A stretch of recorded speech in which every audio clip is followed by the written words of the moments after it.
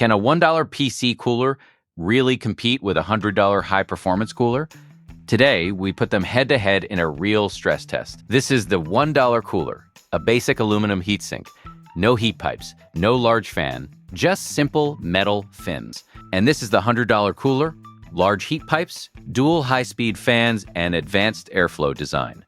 Both coolers are tested on the same CPU, the same room temperature, using the same stress testing software. At idle, the $1 cooler keeps the CPU at around 55 degrees Celsius. The $100 cooler stays much cooler, at around 35 degrees. Now we push the CPU to 100% load. Within minutes, the $1 cooler reaches 95 degrees Celsius. The CPU begins thermal throttling, but performance isn't everything.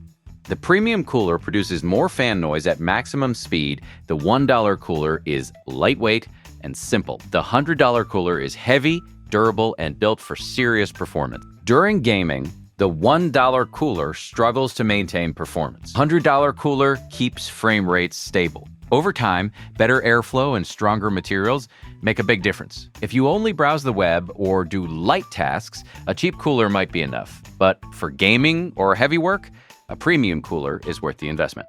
So yes, both coolers work, but when performance matters, the $100 cooler clearly wins.